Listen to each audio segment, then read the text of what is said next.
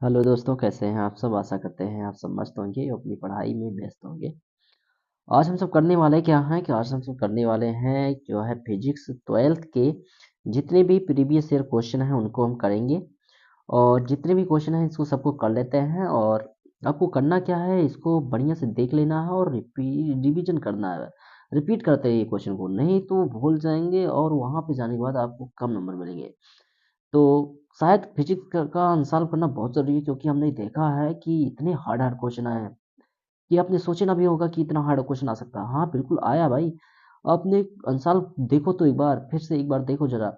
देखो बहुत कठिन कठिन क्वेश्चन कभी कभार पूछ लिया है। कोई भी क्वेश्चन देखो कम हल्का मत लेना, इसमें फेल होने तक की बात आ सकती है। अगर नहीं पढ़े हैं आप सब तो आप बहुत कम नंबर पाएंगे। ठीक है, तो शुरू करा जाए। चलो शुरू करते हैं। तो पहला क्वेश्चन आपका है, चांदी का प्रावैधुत होता है, यानी कि चांदी का जो प्रावैधुत होता है वो कितना होता है भैया। तो सबसे पहली बात ये, तो हम सब शुरू कर लिए हैं अपना, हम सब इंक बुंक ले लिए हैं और चलते हैं, शुरू करते हैं। तो ये हो जाता है क्या, चांदी का जो प्रावैधुत होता है वो कितना होता है, तो अनंत होता है। चांदी का कितना होता है, अनंत होता है भैया, ऐसे याद रखना। ठीक। तो आपका ये जो आपका ये फिगर बना ना, ये देखो ये चित्र बना आपका, रुकिए एक मिनट। हाँ देखो ये चित्र आपका बना ना यहाँ पे, ये आपका चित्र बना है। तो ये चित्र जो आपका एनपीएन है ना, एनपीएन ट्रांजिस्टर को चित्र में भाग दर्शाया गया है। या परिपथ कौन सा है, तो याद रखना एनपीएन जो होता है वो क्या होता है, उभयनिष्ठ उत्सर्जक परावर्धक होता है। किसका होता है, उभयनिष्ठ उत्सर्जक परावर्धक का होता है ये। ठीक। आगे बढ़ते हैं, अगला क्वेश्चन करते हैं। फिजिक्स के भाई बहुत हल्के क्वेश्चन को नहीं है, फिजिक्स बहुत खतरनाक आता है भाई। देखो तो एक बार इसको। क्या रहा आपका क्वेश्चन, क्या कि आपका जो है क्वेश्चन आपका है, उभयनिष्ठ सामग्री प्रावर्धक है, यानी कि उभयनिष्ठ सामग्री प्रावर्धक कौन, नहीं नहीं, जो पतले प्रिज्म के पदार्थ का अपवर्तनांक क्या होगा यदि उसके अपवर्तक कोण तथा विचलन कोण का मान समान हो। तो देखो कभी भी क्या है, पतले प्रिज्म के जो अपवर्तक कोण का मान होता है, अगर समान है अपवर्तक कोण और विचलन कोण, तो उसका मान होता है 1.3, तो 1.33। ठीक। समीकरण दिया गया है क्या, एक आपका अल्फा आपका हाइड्रोजन है और हीलियम बन जाता है, और आपका बीटा प्लस बीटा कण आपका निकला है कण, और प्लस में क्यू दर्शाया गया। तो इसमें क्या है, क्या दिख रहा है, तो एक आपका नाभिकीय संलयन दर्शाया गया है। क्या दर्शाया गया है, एक आपका नाभिकीय संलयन दर्शाया गया। ठीक है। हाँ, आगे बढ़ते हैं, अगला क्वेश्चन हम सब करते हैं। अगला क्वेश्चन करने से पहले आपको ध्यान से पढ़ना क्वेश्चन को। क्वेश्चन क्या कह रहा था, क्वेश्चन कह रहा है क्या निम्नलिखित में से कौन सा कण नहीं है, तो कौन सा मूल कण नहीं है, तो याद रखिएगा कौन सा नहीं है, तो याद रखिएगा कौन सा मूल कण नहीं है। तो इसमें से कौन सा नहीं है, तो आपका एक अल्फा कण जो है ये नहीं है। कह रहा बोला प्रतिरोध आर प्रेरकत्व एल तथा संधारित्र सी श्रेणी क्रम में जोड़े गए हैं। प्रत्यावर्ती धारा स्रोत का आवृत्ति एन तथा अनुनादी आवृत्ति एनआर यदि स्थिति धारा तथा विभव में पक्षगामी होंगे तो क्या होगा। तो इसमें याद रखना क्या होने वाला आपका, तो यन जो होगा यानी कि आवृत्ति जो होगी वो ज्यादा होगी, किससे, आपकी पक्षगामी आवृत्ति से। ठीक। तो आपको समझ में आ रहा है ना ये चीज, समझ में आएगा भाई। देखो बहुत हार्ड क्वेश्चन, आसान कोई नहीं है यार, क्या कहें फिर। इतने हार्ड हार्ड क्वेश्चन आए हैं ना कि आपके दिमाग खराब हो जाएंगे, कब गुरु जी कहाँ पूछ रहा है, ये सब कुछ समझ ही नहीं आ रहा। हाँ फिजिक्स है भैया, फिजिक्स, इसको पढ़ना पड़ेगा, नहीं तो खराब हो जाएगा सब, इसको पढ़ना पड़ेगा। ठीक है। हाँ, 1/म्यू नॉट एप्सिलॉन नॉट का मात्रक क्या होता है, तो ये होता है मीटर पर सेकेंड। ठीक। चलो ये तो हल्का फुल्का पूछ लिया। अगला क्वेश्चन, अगला क्वेश्चन क्या कह रहा था, अगला क्वेश्चन था भैया क्या, अगर पीई बराबर में पीसी, जहां ई और पी तथा सी जो है क्रमशः ऊर्जा संवेग तथा चाल है तो प्रदर्शित करते हैं, तो क्या सही होगा। तो याद रखना प्रोटॉन के लिए लेकिन इलेक्ट्रॉन के लिए नहीं, यानी कि ये जो है आपका, ये किसके लिए प्रदर्शित करेगा, तो ये याद रखना ये आपका फोटॉन के लिए प्रदर्शित करता है, ना कि इलेक्ट्रॉन के लिए। ठीक। हाँ, ये आपका अगला क्वेश्चन। चलो फिर अगले क्वेश्चन की बात करते हैं। क्वेश्चन दिख जाए भाई, कहाँ गया क्वेश्चन, क्वेश्चन कहाँ गया, हाँ यहाँ पे ऊपर था। जैसे ही एक धातु का अर्धचालक के तापमान में वृद्धि की जाती है तो क्या होता है, तो कोई भी अर्धचालक है उसका ताप बढ़ा दिया जाता है। यानी कह रहा क्या भैया, तो कह रहा ताप बढ़ा दो इसका। क्या बढ़ा दिया जाता है, ताप बढ़ाने के लिए कह रहा था, यानी कि ताप क्या हो रहा है आपका, इंक्रीज हो रहा है। ताप क्या हो रहा है आपका, इंक्रीज कर रहा है, बराबर बराबर बढ़ रहा है वो तेजी से। तो होगा क्या, तो याद रखना उसमें कि आपका जो आपका बढ़ने वाला है, यानी कि क्या होने वाला है, तो याद रखिएगा जो आपका बढ़ेगा वो क्या होगा आपका, तो याद रखिएगा ये आपका हो जाता है क्या, तो ये हो जाता है दोनों की चालकता बढ़ जाती है, नहीं ऐसा नहीं होता। क्या होता है कि आपका जो होता क्या है, धात की चालकता बढ़ जाती है और अर्धचालक की चालकता नहीं, धात की चालकता घट जाती है और अर्धचालक की चालकता क्या हो जाती है, बढ़ जाती है। क्या हो जाएगा ऑप्शन नंबर चौथा आपका क्या हो जाएगा, बिल्कुल करेक्ट हो जाएगा, ये आपका आंसर सही हो जाएगा। ठीक, अगला हमने कहा था इस वीडियो में आपको सॉल्व करके सिखाएंगे, बिल्कुल सिखाने वाले भाई, आपको पूरा पढ़ना है, ठीक है ढंग से। फिजिक्स को आपको हम जो है कल से ला रहे हैं, एक क्लास आपका जो है अभी तबीयत हमारी खराब थी इसलिए वीडियो आपकी जो है क्लास नहीं लग पा रहे थे, लेकिन हम कल से कोशिश करते हैं कि आपकी जितनी भी क्लासें हैं वो प्रॉपर चलाई जाए, ठीक है। चाहे 10 की बात किया जाए या फिर 12 की बात किया जाए, दोनों की क्लासेस जो है जब तक आपकी पेपर नहीं हो जाए तब तक लगातार हम आज का मिसाल पर ही फोकस करने वाले हैं और वन साइड वीडियो चलाने वाले हैं कि आपका एक चैप्टर में क्या पूछा गया था, क्योंकि हम अनसॉल्व जब करा रहे हैं ना तो हमें कुछ अनुभव हो रहा है आपका अपने आप कि कौन सा क्वेश्चन ज़्यादा पूछा जा रहा है, कहाँ से क्वेश्चन ज़्यादा पूछा जा रहा है, तो इस चीज़ का हमने ध्यान बहुत दिया है। और आशा करते हैं कि आप सब हमारे वीडियो को ज़्यादा से ज़्यादा शेयर करेंगे, क्योंकि जब तक शेयर नहीं करेंगे तब तक भाई कहाँ से काम बनने वाला, ठीक है। ज़्यादा से ज़्यादा लोग देखें तो कुछ हमें भी बेनिफिट होगा, ठीक। तो ठीक है फिर आगे बढ़ते हैं, अगला क्वेश्चन हमसे करते हैं। अगर क्या आपका यहाँ पे देखो, यहाँ पे दो आपके है क्या, इसको श्रेणी क्रम में जोड़ दिया गया, समांतर क्रम में जोड़ा जा सकता है ना, तो जोड़ा सकता है कि नहीं, तो ये 1/r हो जाएगा, प्लस में 1/r फार्मूला ही तो होता है। अब दोनों में आर की वैल्यू 10 है, तो यानी कि नीचे एलसीएम ले ले 10 हो गया, ऊपर क्या गया 1 1 2, तो 2 1 के 2 5 दूनी 10, यानी कि 1/5 आया, उल्टा देंगे तो कितना आ गया 5 आ गया, तो कौन सा आपसे जाएगा, तो सी नंबर सही हो जाएगा, ये तो सही हो जाएगा, बिल्कुल सही हो जाएगा। अगला क्वेश्चन किया जाए, बिल्कुल किया जाए। अगला क्वेश्चन क्या कह रहा है आपका, तो अगला क्वेश्चन कह रहा था क्या भैया, तो अगला क्वेश्चन कह रहा है आपका, जो माइक हम इधर कर लेते हैं, काहे परेशान कर दिया भाई, इधर आ जा अब, माइक की जो, चल अब आ जा, चलो आ गया अब। ठीक, अगर आपका क्या एक ट्रांजिस्टर में होता है, तो एक ट्रांजिस्टर में होता क्या भाई, ये आपको बता देना है। तो ये आपका ट्रांजिस्टर में जो होता है आपका, वो होता क्या, काम नहीं करेगा, अब काम करेगा। ठीक, तो ये आपका जो है एक ट्रांजिस्टर में होता क्या है, तो एक ट्रांजिस्टर में जो होता है आधार में शुद्ध अशुद्ध का न्यूनतम सांद्रण होता है, आधार में क्या होता है, एक अशुद्ध न्यूनतम सांद्रण होता है, ठीक।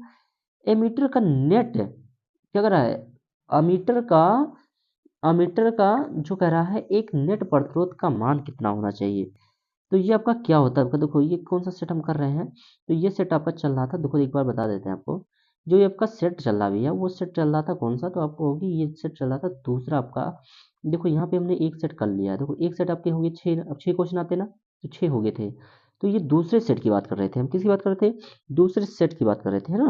तो ये दूसरे सेट की बात हो रही थी और दूसरे सेट के हम पहुंच गए थे दूसरे आपके अगले सेट की बात कर रहे थे, और इस सेट में हम सब पहुंच गए थे अगले क्वेश्चन की बात किया जाए, तो हम सब पहुंच गए थे कहाँ तक, तो अर्धचालक की ये सब बातें कर चुके हैं हम ढंग से।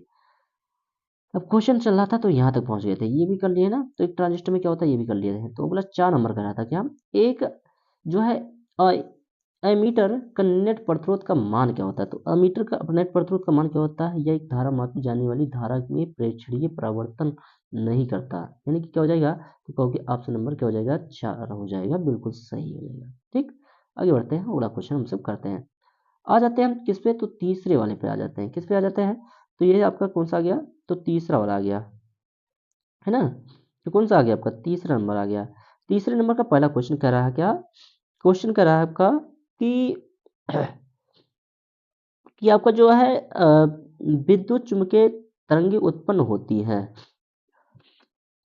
तो विद्युत चुम्बकीय तरंगे उत्पन्न होती है, कैसे होती है ये आपको बतानी है। तो विद्युत चुम्बकीय तरंग जो होती है वो एक त्वरित आवेश के द्वारा होता है, किसके द्वारा होता है, एक त्वरित आवेश के द्वारा होता है, ठीक है। याद रखिएगा किसके द्वारा होता है, एक त्वरित आवेश के द्वारा होता है। अगला क्वेश्चन आपका है, तो अगले क्वेश्चन को ऊपर कर देते हैं थोड़ा सा। हाँ, अगला क्वेश्चन क्या कर रहा है आपका, तो अगला क्वेश्चन कह रहा है आपका क्या कि आपका जो है प्लांक नियतांक की बीमा कितनी समान होती है, यानी कि समान है, यानी कि प्लांक नियतांक की बीमा समान है, किसके समान होती है, तो याद रखिएगा किसके, तो बल गुणे दूरी गुणे समय के बराबर होती है। अगला क्वेश्चन की बात किया जाए तो गा नंबर आ गया, गा नंबर का क्वेश्चन क्या कर रहा है, तो गा नंबर का क्वेश्चन कर रहा है एक विद्युत वाहक बल E1 इक्वल टू E2 तथा आंतरिक प्रतिरोध R1 इक्वल टू R2 की दो आदर्श बैटरियां समांतर क्रम में जुड़ी गई हैं, इसका तुल्य आपका तुल्य विद्युत वाहक बल E तथा आंतरिक प्रतिरोध R सही आपका विकल्प होगा, यानी कि दो आपके जोड़े गए हैं तो इसमें से विकल्प कौन सा सही हो जाएगा। तो ऑप्शन कौन सा हो जाएगा, तो आप कहोगे ऑप्शन हो जाएगा क्या, विद्युत वाहक बल E इक्वल टू क्या, E1 इक्वल टू E2, परंतु R1 जो होगा, R जो होगा वो क्या होगा, ज़्यादा होगा, कम होगा R1 से, और R जो होगा R2 से क्या होगा, ज़्यादा होगा। ठीक है, अगला क्वेश्चन। अगला क्वेश्चन का आपका क्या करा है, जब शुद्ध अर्धचालक में अशुद्ध का अपमिश्रण किया जाता है तो अर्धचालक चालकता होती है। तो कैसी होती है, यानी कि आपका ये अगले सेट की बात किया जाता है, नहीं, घ नंबर क्वेश्चन है उसी का। तो घ नंबर की क्वेश्चन की बात किया जाए तो कैसा होगा आपका, ये बताना है। तो ये आपका हो जाएगा क्या, तो आपका घ नंबर का क्वेश्चन हो जाता है क्या, क्या शून्य हो जाता है, या बढ़ जाती है, या घट जाती है, ये पूछ रहा है ना। तो या वही रहती है, तो ये हो जाएगा क्या, तो आपका हो जाएगा क्या, बढ़ जाती है। क्या हो जाएगा, बढ़ जाती है ना। क्या हो जाता है आपका, बढ़ जाती है। अगला कह रहा है, एक ट्रांजिस्टर की उत्सर्जक धारा ई जो है, ई आई ई संग्राहक धारा आई सी तथा धारा आई बी होने पर क्या होगा। तो याद रखिएगा क्या होगा कि आई सी का मान क्या होता है, आई सी क्या होता है, कम ही होता है। क्या होता है, कम ही होता है। ठीक, अगला क्वेश्चन। अगला क्वेश्चन क्या कर रहा है भैया, तो अगला क्वेश्चन कह रहा है आपका क्या, इस सही कथन को पहचानिए, यानी कि सही कथन को पहचानना है।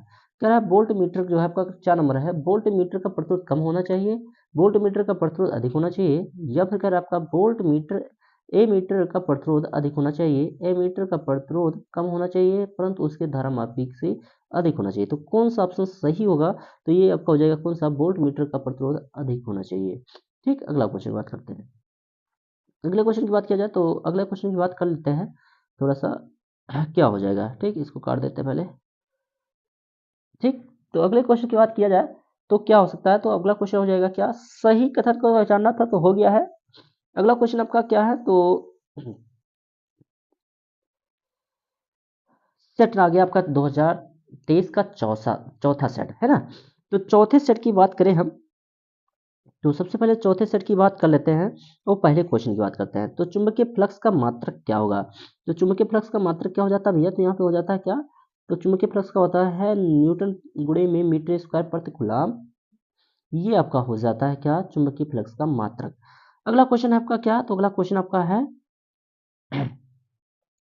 चल कुंडली धारामापी की सुग्राह्यता में वृद्धि की जा सकती है, किसके द्वारा की जा सकती है, तो याद रखिए कुंडली का क्षेत्रफल बढ़ा करके की जा सकती है। अगला क्वेश्चन कह रहा है आपका क्या, तो अगला क्वेश्चन कह रहा है आपका कि एक आदर्श पी एन संधि के अग्रदिशिक बायस एवं पश्चदिशिक बायस की दिशा में प्रतिरोध क्रमशः होंगे, तो किस क्रम में होते हैं, तो याद रखिएगा किस क्रम में होते हैं, तो शून्य एवं अनंत में होते हैं। कैसे होते हैं, शून्य और अनंत में। ठीक, अगला क्वेश्चन बात करते हैं, अगले क्वेश्चन की बात कर लेते हैं। तो अगला क्वेश्चन क्या है, तो इसकी बात करते हैं थोड़ा सा, तो अगला क्वेश्चन थोड़ा सा साफ हो जाता है तब तक। नेटवर्क की थोड़ा सा इशू आ गई है हमें लगता है, चलो कोई बात नहीं है, लेकिन क्लास कर लेते हैं हम सब। ठीक, द्रव तरंगों के तरंगों के संबंध में सत्य कथन है, यानी कि तरंग जो है कि कथन में कौन सा कथन सत्य है, तो ये हो जाएगा कि आपका, तो ये आपका क्वेश्चन कौन सा था, तो ये क्वेश्चन की बात कर लेते हैं थोड़ा सा। घा नंबर था ना, तो ये आपका घा नंबर होगा। कौन सा होगा, घा नंबर होगा। तो क्या हो जाता है आपका, तो ये हो जाता है, ये इन तरंगों का तरंग दैर्घ्य कण के आवेश पर निर्भर नहीं करता। इन तरंगों का आवेश जो है तरंग दैर्घ्य जो है, तरंग दैर्घ्य के कण जो है आवेश जो है निर्भर नहीं करता। ये ऑप्शन हो जाएगा। अगला कह रहा है हाइड्रोजन परमाणु की द्वितीय कक्षा में इलेक्ट्रॉन का कोणीय संवेग होता क्या है, तो हाइड्रोजन परमाणु की द्वितीय कक्षा में इलेक्ट्रॉन का संवेग कितना होता है, तो 2.1 जूल प्रति सेकंड, जूल सेकंड होता है। वायु में रखे किसी पतले लेंस की उत्तल लेंस की फोकस दूरी 10 सेंटीमीटर और लेंस के प्रथम फोकस से एक वस्तु को 5 सेंटीमीटर की दूरी पर रखा गया है, द्वितीय फोकस की प्रथम की दूरी क्या होगी, तो याद रखिएगा कितनी हो जाएगी, तो यहाँ पे हो जाती है कितना, तो ये हो जाता है 20 सेंटीमीटर। कितना हो जाता है, 20 सेंटीमीटर हो जाएगा। आइए बढ़ते हैं अगले सेट के बारे में बढ़ते हैं, और ये आपका यहाँ तक हम सब कर लिए थे। अगले सेट की बात किया जाए तो अगले सेट का पहला क्वेश्चन आपका आ चुका है, और पहला सेट क्या कह रहा है आपका, पहला सेट आपका है पांचवा क्वेश्चन, और पांचवें सेट का पहला क्वेश्चन आपका है, क्वेश्चन सेट आपका क्या कह रहा है आपका, तो पहला क्वेश्चन कह रहा है कि एक इलेक्ट्रॉन जिस पर आवेश ई तथा द्रव्यमान यम एक समान विद्युत क्षेत्र ई में गति करता है तो त्वरण क्या होगा, तो त्वरण क्या हो जाएगा भैया, तो याद रखना त्वरण उसके लिए हो जाता है आपका क्या हो जाता है, तो ये हो जाएगा क्या, ई ई ई अपान में एम हो जाएगा। क्या हो जाएगा, ई ई अपान में एम हो जाता है। अगला क्वेश्चन आपका है क्या, तो अगला क्वेश्चन कर रहा है तीन समान प्रतिरोध का श्रेणी क्रम में तुल्य प्रतिरोध R1 तथा समांतर क्रम में R2 और R1 equal to N R2 हो तो n का मान क्या संभव है। तो इसका मान क्या होता है, 9 होता है। कैसे पता चला हमें, देखो कैसे। अब कह रहा है समांतर क्रम में तीन समान है तो R1 इक्वल टू क्या मिल जाएगा, तो R1 बराबर मिल जाएगा 3R, क्योंकि श्रेणी क्रम में जोड़ लेते हैं।